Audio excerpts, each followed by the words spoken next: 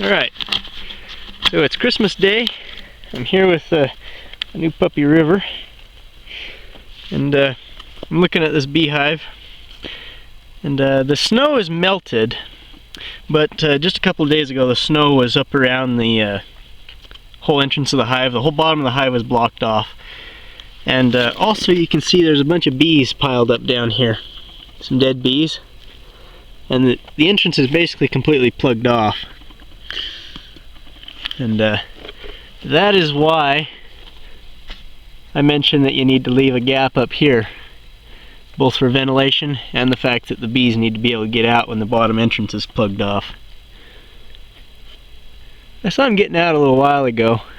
They're hauling dead bees out, and you can see them throwing them out in the snow around. And feels nice and warm. It's good. I kind of want to take a look at them actually. So let's go ahead and do that. Yeah, I see a bee.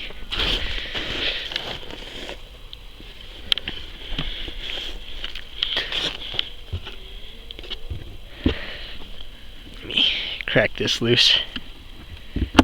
There we go. Alright, they're up in the top box. Well, they've actually kind of broke cluster and they're going to get honey, it looks like. Looks like they got plenty of honey. I imagine they got plenty of bees as well. Sounds about right when I tap on it. Alright, just leave that big enough for a bee to get through. Maybe a little smaller.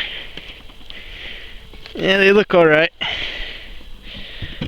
Not guaranteeing anything, but they look like they'll make it. Well, it looks like they forced their way through the entrance. Probably because they were being thought they were being attacked.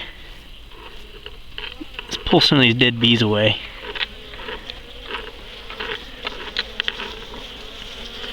Okay. That's a good sign anyway. There's not that many dead bees, and they're willing to protect the hive pretty well.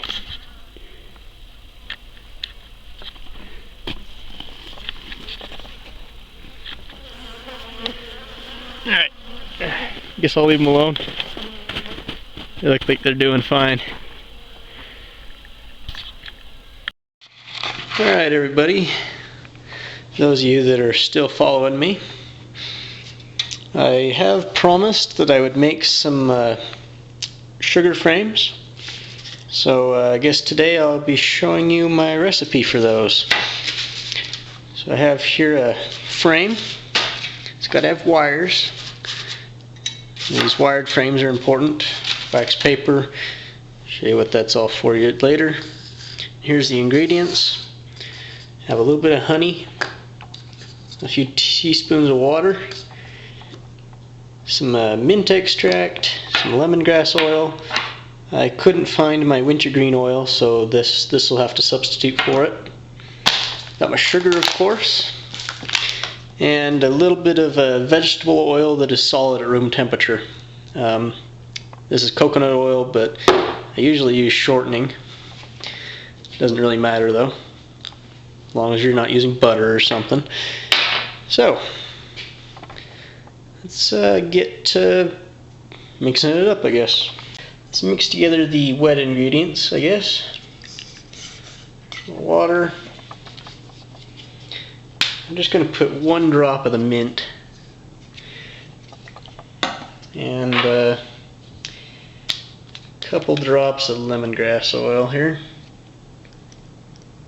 Okay. Yeah, the bees like lemongrass oil, so it's okay to put quite a bit in there. My mint seems to be closed, so one moment. There. Okay.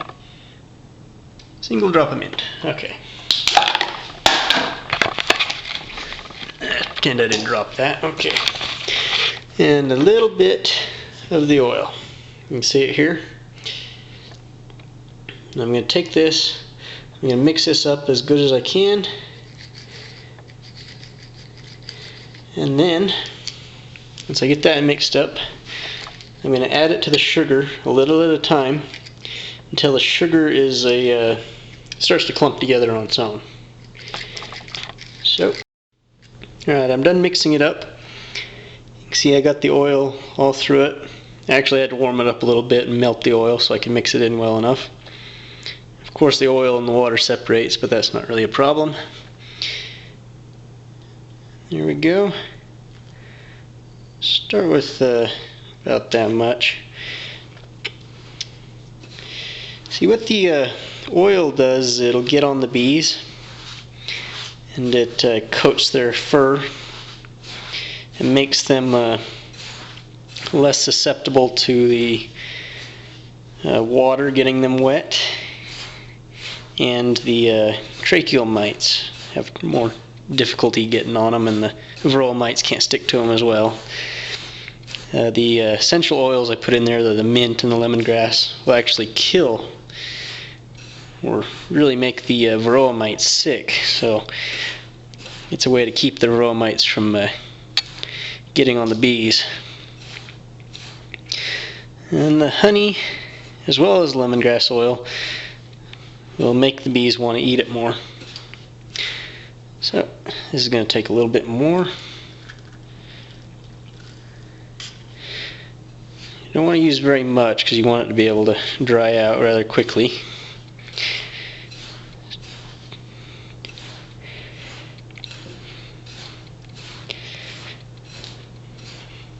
Alright, I'm going to continue mixing this until it's about right. And there we are.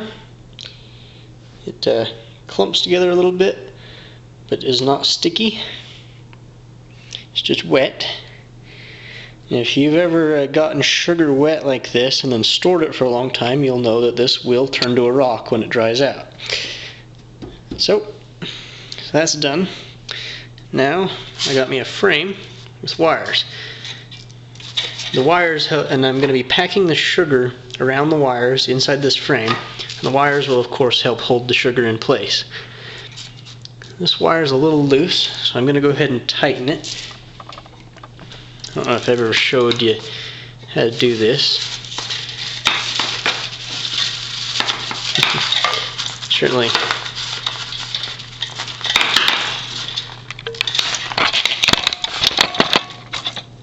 Okay, here's the wire, screwdriver.